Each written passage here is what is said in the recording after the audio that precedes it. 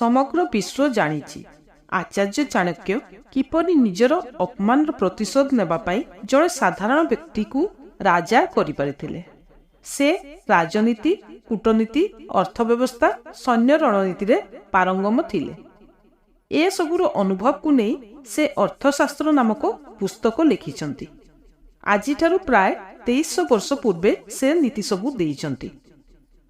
2300 ବର୍ଷ ପୂର୍ବେ ଆପଣ ଭାବିପାରୁଛନ୍ତି 2300 ବର୍ଷ ମାନେ କେତେ ପୁରୁଣା, କିନ୍ତୁ ସେ ଏତେ ପରଫେକ୍ଟ ନୀତି ସବୁ କହିଯାଇଛନ୍ତି ଯେ ତାହା ସବୁ ଯୁଗରେ ଉପଯୋଗୀ ପ୍ରମାଣିତ ହୋଇ ଚାଲିଛି।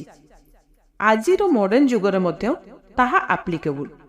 ଆଉ ଆଜି ମଧ୍ୟ ତାଙ୍କ ନୀତିକୁ ଫଲୋ କରି ବହୁତ ଲୋକ ସକ୍ସେସ୍ ହେଉଛନ୍ତି। ସେ ଯାହା ବି ପ୍ଲାନିଂ କରୁଥିଲେ ତାହା କେବେ ଫେଲ୍ ହେଉନଥିଲା।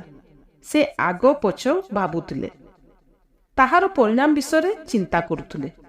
କୌଣସି ପ୍ଲାନିଂ କଲେ ତାର ସେ ଅନେକ ବ୍ୟାକଅପ୍ ରଖୁଥିଲେ, ଯାହାଫଳରେ ତାଙ୍କ ପ୍ଲାନ୍ କେବେ ବି ଫେଲ୍ ହେଉନଥିଲା। ମଣିଷ କିପରି ଧନବାନ, ସଫଳ ଏବଂ ସମୃଦ୍ଧ ହୋଇପାରିବ, କିପରି ଧନର ବୃଦ୍ଧି କରିପାରିବ, ତାହା ଉପରେ ମଧ୍ୟ ସେ ନୀତି ଦେଇଛନ୍ତି। ସେ ଆର୍ଥିକ ଏବଂ ଆଜିର ସାମାଜିକ ସ୍ଥିତିକୁ ମଜବୁତ କରିବା ପାଇଁ ଯେଉଁ ସବୁ ନୀତି ଦେଇଛନ୍ତି ତା ବିଷୟରେ ଆଜି ଜାଣିବା। ପୂର୍ବରୁ ମଧ୍ୟ ଚାଣକ୍ୟଙ୍କ ବିଭିନ୍ନ ନୀତି ଉପରେ ଅନେକ ଗୁଡ଼ିଏ ଭିଡ଼ିଓ ଏହି ଚ୍ୟାନେଲ କୁକୁକୁ ଓଡ଼ିଆରେ ଆଭେଲେବୁଲ ଅଛି। ଲିଙ୍କ ଡେସ୍କ୍ରିପସନ୍ ବକ୍ସ ଏବଂ ଶେଷରେ ଏଣ୍ଡ ସ୍କ୍ରିନରେ ପାଇପାରିବେ।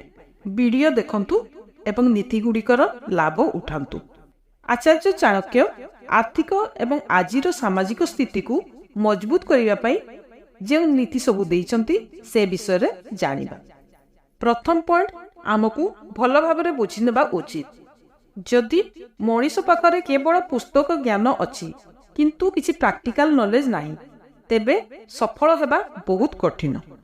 ତାଙ୍କ ଅନୁସାରେ ନୀତିଶାସ୍ତ୍ରରେ ପାରଙ୍ଗମ କିନ୍ତୁ କ୍ରିୟାତ୍ମକ ଅନୁଭବରେ ଶୂନ୍ୟ, ତାହେଲେ ସେ ବ୍ୟକ୍ତି ରାଜକାର୍ଯ୍ୟକୁ ସମ୍ଭାଳି ପାରିବ ନାହିଁ।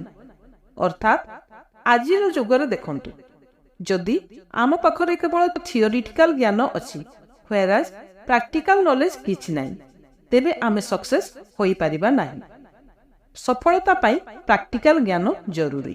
ତାଙ୍କ ଅନୁସାରେ ଯଦି ଆପଣଙ୍କ ପାଖରେ ଆପ୍ଲାଏ କରିବାକୁ ସ୍କିଲ୍ ନାହିଁ, ତେବେ ଆପଣଙ୍କ ପାଖରେ ଡିଗ୍ରୀ ଥିଲେ ମଧ୍ୟ ତାହା ଆପଣଙ୍କୁ ସକ୍ସେସ୍ର ଶ୍ରେଷ୍ଠ ଶିଖରକୁ ପହଞ୍ଚାଇ ପାରିବ ନାହିଁ।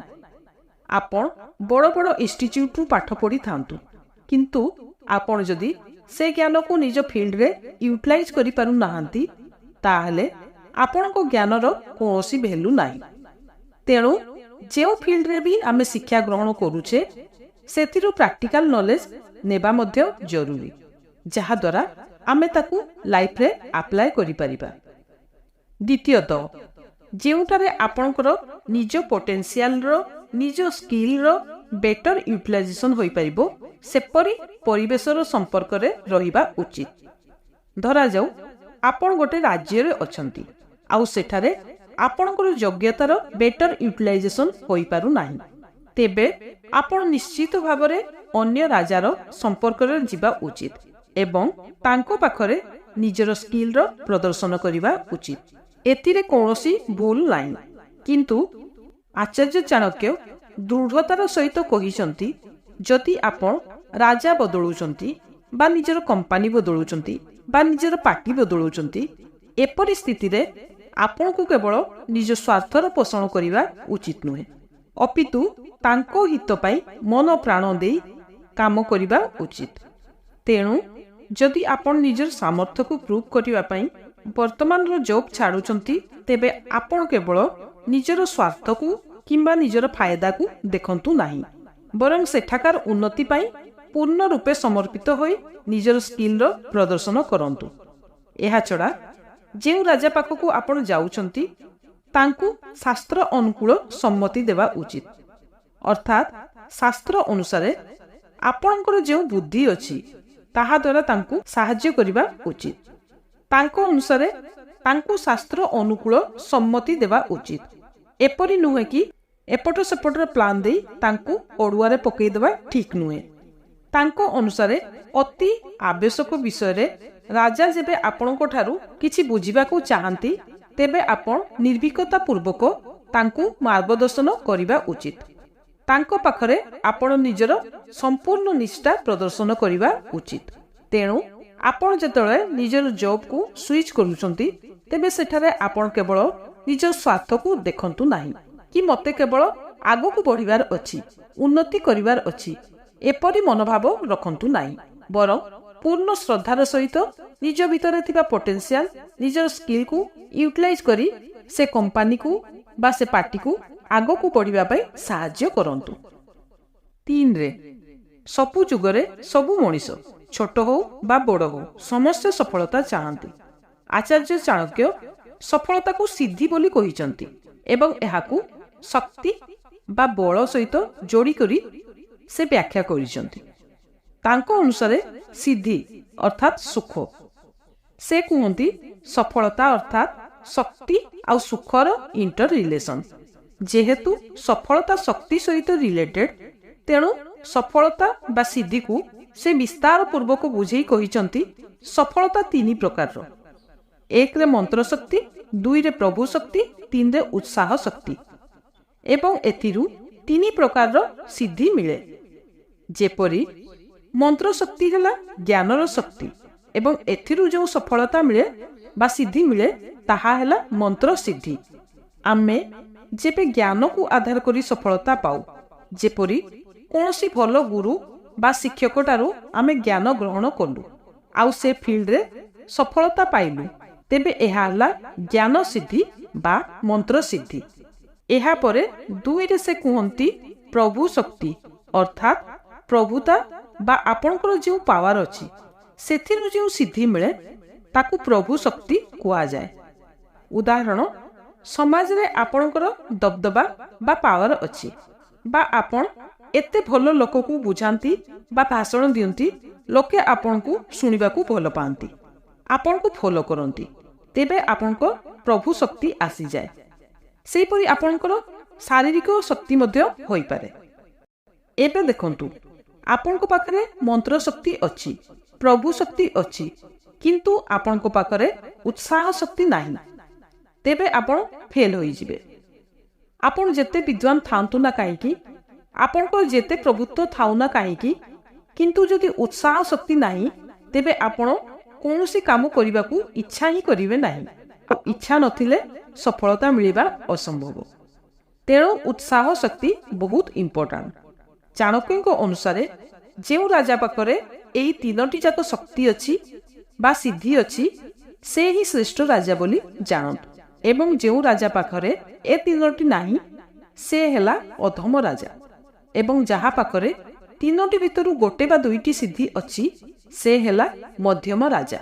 ତେଣୁ ଆଜିର ଯୁଗରେ ମଧ୍ୟ ସଫଳତା ପାଇବା ପାଇଁ ଏହି 3ଟି ଯାକ ଶକ୍ତି ଦରକାର। ଆମକୁ ମନ୍ତ୍ର ଶକ୍ତି ଅର୍ଥାତ୍ ଜ୍ଞାନ ପୁସ୍ତକରୁ ଦରକାର, କଥା କହିବା ଆସିବା ଦରକାର ଅର୍ଥାତ୍ ଲୋକଙ୍କ ମଝିରେ କଥା କହିପାରୁଥିବା ଦରକାର, ମାନେ ପ୍ରଭୁ ଶକ୍ତି ଦରକାର, ଏବଂ ତା ସହିତ ଉତ୍ସାହ ଥିବା ମଧ୍ୟ ଦରକାର। ତାହେଲେ ଯାଇ ସଫଳତା ମିଳିବ। ଏସବୁକୁ ଅନୁକରଣ କରି ଆପଣ ସଫଳତା ପାଇଗଲେ, ଟପ୍ରେ ପହଞ୍ଚିଗଲେ। କିନ୍ତୁ ସଫଳତା ପାଇବା ପରେ ଆପଣ ଚାହିଁବେ କି ସଫଳତା କିଛି ଦିନ ପରେ ଚାଲିଯାଉ ବୋଲି? ଆପଣ ନିଶ୍ଚିତ ଭାବରେ ସଫଳତାକୁ ହୋଲ୍ଡ କରି ରଖିବାକୁ ଚାହିଁବେ। ଆପଣ ଚାହିଁବେ ଟପ୍ରେ ରହିବାକୁ। ତେଣୁ ଆଚାର୍ଯ୍ୟ ଚାଣକ୍ୟ ଏହି ସଫଳତାକୁ କିପରି ବଜାୟ ରଖିବେ ତାହା ବିଷୟରେ ମଧ୍ୟ ନୀତି ଦେଇ କହିଛନ୍ତି। ବିଦ୍ୟା ବିନୟ ହେତୁ ରିନ୍ଦ୍ରିୟ ଜୟ କାମ କ୍ରୋଧ ଲୋଭ ମନ୍ମଦ ହର୍ଷ ତ୍ୟାଗ କାର୍ଯ୍ୟ। ତେଣୁ ସଫଳତା ପ୍ରାପ୍ତ କରିସାରିଲା ପରେ ମଣିଷକୁ କାମ, କ୍ରୋଧ, ଲୋଭ, ମାନ, ମଦ, ହର୍ଷ ଆଦିରୁ ଉପରକୁ ଉଠି ନିଜ ଇନ୍ଦ୍ରିୟ ଉପରେ ବିଜୟ ପ୍ରାପ୍ତ କରିବା ଉଚିତ। ଆପଣ ନିଜର ବେଷ୍ଟ ଏଫୋର୍ଟ ଦେଇ ବହୁତ ପରିଶ୍ରମ କରି ଦିନ ରାତି ଏକ କରି ସଫଳତା ପାଇଲେ, କିନ୍ତୁ ଥରେ ଟପ୍କୁ ଗଲା ପରେ ସବୁକିଛି ଚେଞ୍ଜ ହୋଇଯାଏ, ଯାହାଦ୍ୱାରା ମଣିଷର ଡାଉନଫଲ୍ ହୋଇଥାଏ। ତେଣୁ ଚାଣକ୍ୟ ତାଙ୍କ ଶ୍ଲୋକରେ କହିଛନ୍ତି, ଯେବେ ଆପଣ ଥରେ ଟପ୍ରେ ପହଞ୍ଚି ଯାଉଛନ୍ତି, ତେବେ ଆପଣଙ୍କୁ ବହୁତ ଧ୍ୟାନ ଦେବାର ଅଛି କି ଆପଣଙ୍କ ସେନ୍ସେସ୍ ବା ଇନ୍ଦ୍ରିୟ ସଫଳତାର ମଦ ମୋହରେ ଯେପରି ଲିପ୍ତ ନ ହୋଇଯାଉ, କାରଣ ସଫଳତାର ନିଶା ମଣିଷକୁ ଡାଉନଫଲ୍ ଆଡ଼କୁ ନେଇଯାଏ।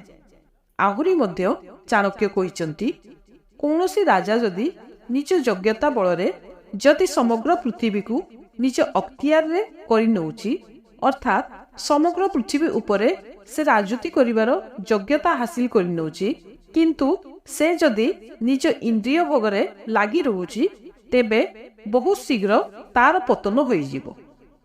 ତେଣୁ ଆପଣ ଯେତେ ଯେତେ ସଫଳ ହୋଇ ହୋଇ ଯାଉଛନ୍ତି, ତା ସହିତ ଆପଣ ବିନମ୍ର ମଧ୍ୟ ହେବା ଦରକାର ଏବଂ ଇନ୍ଦ୍ରିୟ ଲୋଲୁପ ନ ହୋଇ ଏହାକୁ ନିଜ କାବୁରେ ରଖିବା ଦରକାର।